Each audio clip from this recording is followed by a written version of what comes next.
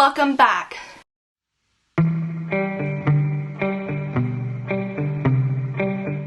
So I thought that the Sound Cosmetics Joy and Beauty subscription box was bi-monthly. I don't know where I got that information from, but it's a monthly subscription. This subscription is $25 a month if you subscribe and $35 a month if you purchase it standalone, and shipping is $8 a month. Let's see what's in this month's box. So like last month, everything came wrapped in tissue paper. It does appear upon first glance that they did pay attention to my video last month, and everything is not wrapped together in one really long piece of bubble wrap and taped up. Everything that needs to be wrapped in bubble wrap is wrapped in small pieces of bubble wrap, which I'm very pleased to see. So first thing that I'm seeing is the lip and cheek veil in Totally Shy. This is a cream blush.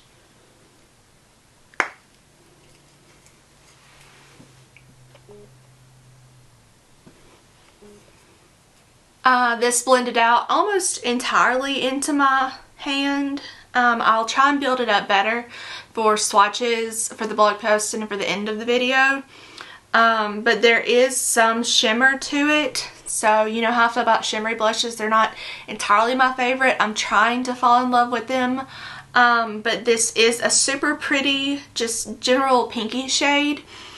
And I think it'll look pretty on me. I don't know, maybe once built up a little bit, it would look okay on other skin tones, but I'm pretty pale and it pretty much just disappeared.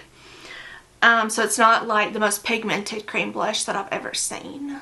Next up is a creamy matte shade. I guess that means it's a creamy matte lipstick, and it's in the shade Temptation.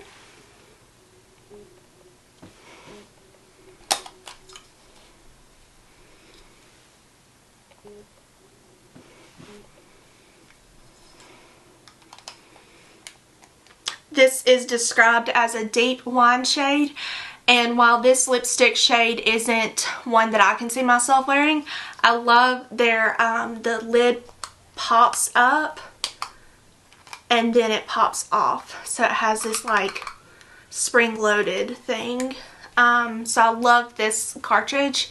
It's just not a lipstick shade that I can see myself wearing, but it's definitely one that I can see my mom wearing, so after I swatch it, I'll pass it on to her. Next up is a liquid lip kit in the shade Sassy. So it includes a lip liner and a liquid lipstick.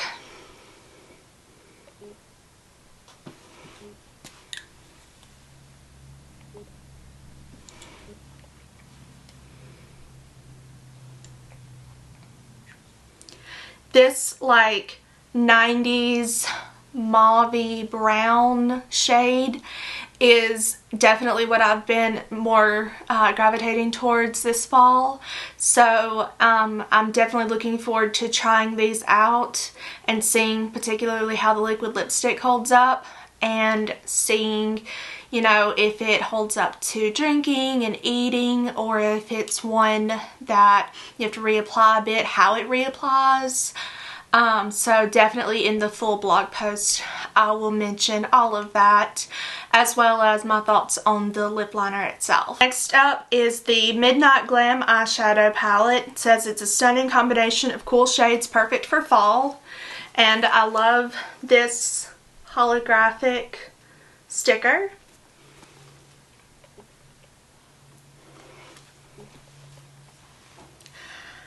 I can see the definite cohesive looks that were laid out in the columns, but I'm also loving the idea of an all matte look using the browns and either the black or the blue.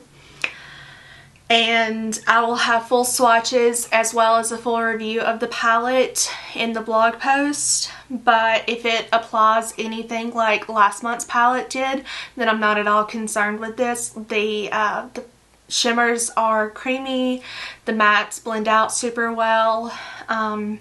It's not a super hard pressed palette, so it will swatch well if you get one, but it will build up nicely. The mattes will at least. I prefer the shimmers with a wet brush, a wet like flat shader brush, but really I love them with just using my finger. I think the warmth of my hand does a great job, and I'm definitely interested in these two shades.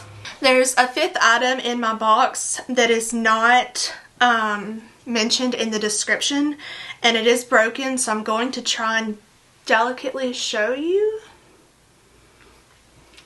This looks to be a highlighter, but again, I'm curious. This is 2 months in a row that there has been an extra item in the box that's not in the description of the box itself, so I'm interested in how that happens. It's not a shade that I would wear as a highlighter. It's a little bit too dark for me, but as an eyeshadow it would be super pretty.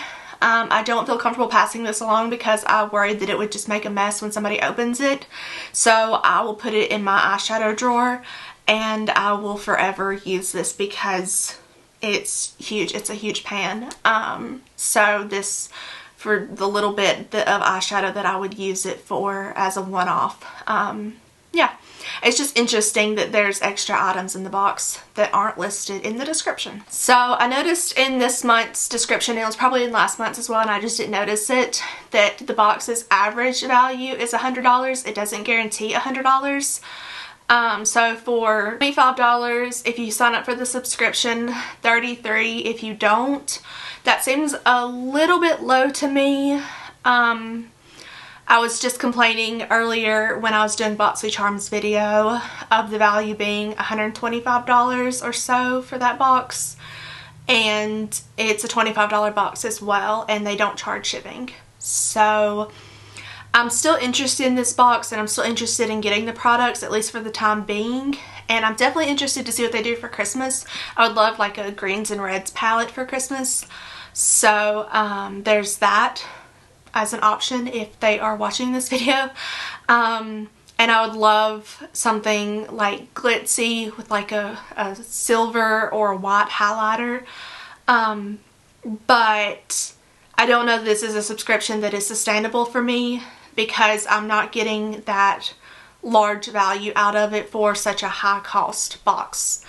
But that is my first impressions of the Sound Cosmetics Joy and Beauty October box. And like always, I will have a full review on my blog, and that will be the link in the description box. And so I hope you'll give this video a like and subscribe to my channel, and I will see you in the next video. Bye!